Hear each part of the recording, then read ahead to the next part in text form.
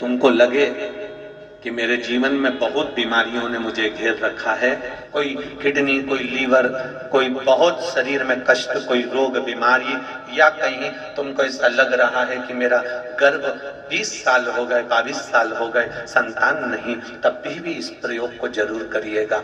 इस बेलपत्र को अशोक सुंदरी वाली जो जगह होती है वहां पर इसका चढ़ाकर डंडी का जो भाग है वो शिवलिंग की ओर हो जाए और यहीं से जल चढ़ाते चढ़ाते चढ़ाते चढ़ाते अशोक सुंदरी से जल चढ़ाते चढ़ाते ओमकार जैसे।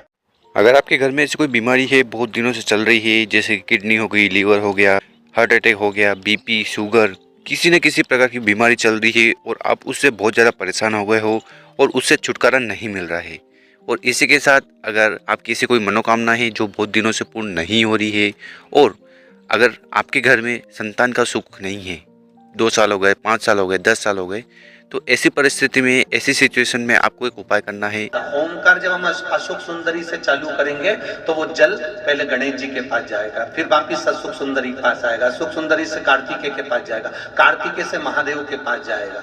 ऐसा ओमकार जैसा जल जी, मालूम है ना सबको कहाँ गणेश जी होते हैं, कहाँ कार्तिकेय होते हैं, एक बार समझ लो उसको भी।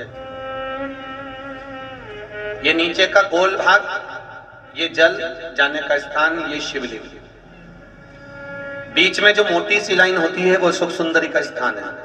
शंकर जी के राइट में जहां से पानी नीचे गिरता है उसके कोने पर गणेश जी का स्थान, इधर कार्तिकेय का स्थान, ये शिवलिंग, ये जो गोल भाग है ये माता पार्वती जी का हस्त कमल है।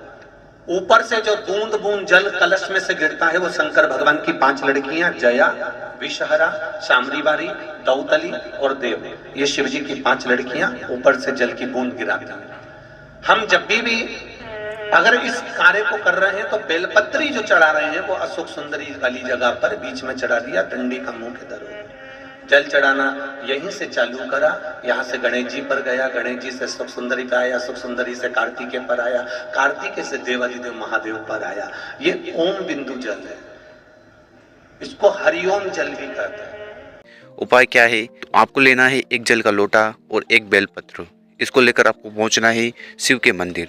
शिव मंदिर में पहुंचने के बाद सबसे पहले जो बेलपत्री आप लेकर गए हो उसको आपको समर्पित कर देनी है अशोक सुंदरी वाली जगह पर। और ध्यान रखना कि यहाँ पर अशोक सुंदरी वाली जगह पर बेलपत्री सीधी होनी चाहिए, मतलब कि जो चिकना वाला भाग है वो ऊपर होना चाहिए। और इसके साथ आपको ध्यान देना है कि जो डंडी होगी वो शिवलिंग की तरफ होगी। नॉर्मली जब भी हम अशोक सुंदरी पर बेलपत्र चढ़ाते हैं तो जो डंडे का भाग है वो नीचे साइड होता है, पत्ती का भाग शिवलिंग की तरफ होता है। इस उपाय में आपको क्या करना है कि जो डंडे का भाग है वो शिवलिंग की तरफ रखना है।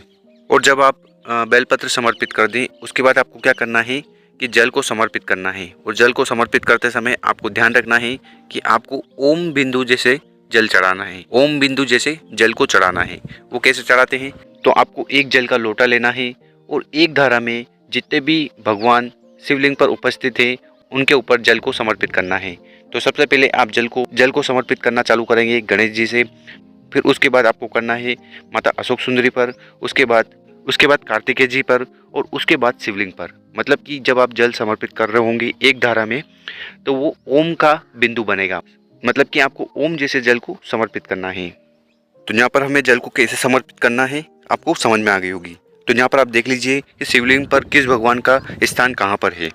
तो सबसे पहले अगर राइट भाग की बात करें शिवलिंग पर तो यहाँ पर है गणेश जी का स्थान, और शिवलिंग के लेफ्ट साइड यहाँ पर है कार्तिकेय जी का स्थान, और जो बीच में मोटी लाइन होती है ये है माता अशोक सुंदरी का स्थान। माता अशोक सुंदरी शिव जी की सबसे छोटी बेटी है।